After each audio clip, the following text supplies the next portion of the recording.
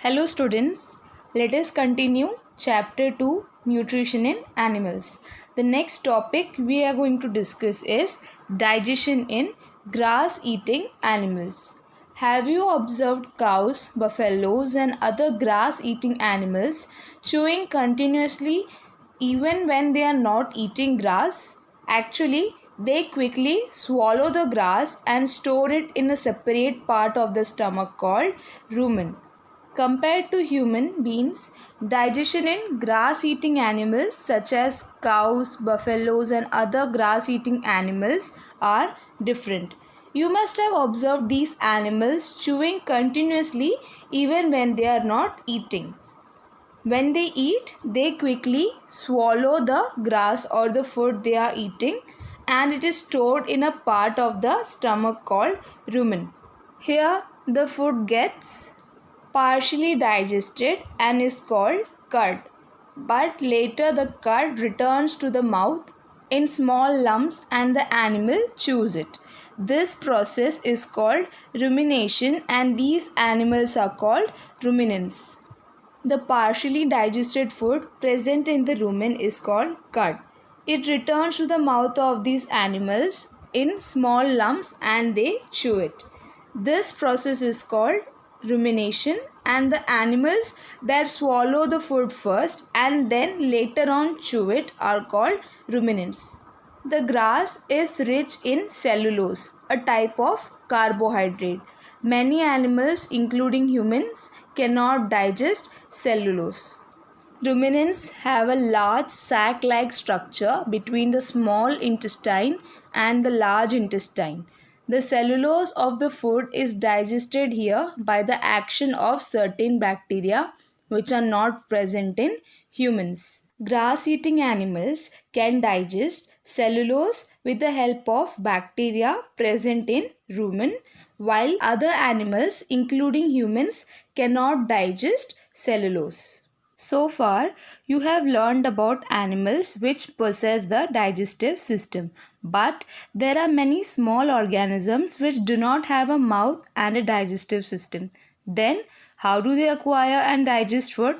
In the session below, you will learn another interesting way of food intake.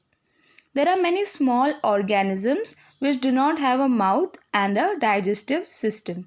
Let us know how they get food and digest it.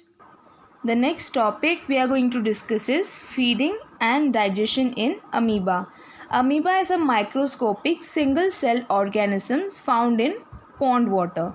Amoeba has a cell membrane, a rounded, dense nucleus, and many small bubble-like vacuoles in its cytoplasm.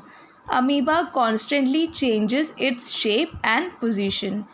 It pushes out one or more finger-like projections called pseudopodia or false feet for movement and capture of food.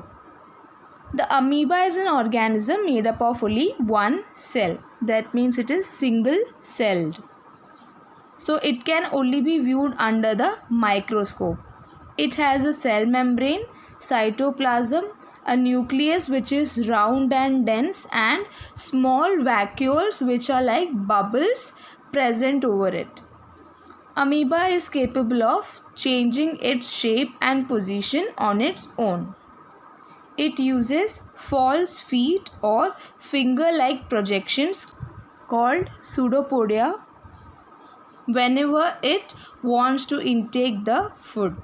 Amoeba feeds on some microscopic organisms. When it senses food, it pushes out pseudopodia around the food particle and engulfs it. The food becomes trapped in a food vacuole. Digestive juices are secreted into the food vacuole. They act on the food and break it down into simpler substances. Gradually, the digested food is absorbed. The absorbed substances are used for growth, maintenance, and multiplication. The undigested residue of the food is expelled outside by the vacuole. In amoeba, there is a nucleus and there are finger-like projections called pseudopodium which are used to trap or capture food particles. The trapped food is in food vacuole, where digestive juices are secreted and the food is broken down into simpler substances. Then the digested food is absorbed. They are used for growth, maintenance and multiplication. That is, it uses the food for fulfilling different life processes such as growth and multiplication, which means reproduction.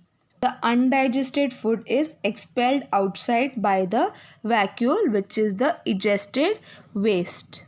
The basic process of digestion of food and release of energy is the same in all animals. In a later chapter, you will learn about the transport of food absorbed by the intestine to the various parts of the body. Now we can conclude that the basic process of digestion of food and the release of energy is same in all animals. In the next chapters, we will learn about the transport of food absorbed by the intestine. As we all know that small intestine absorbs the digested food, and we will learn about the transport of the absorbed food by the intestine to the various parts of the body.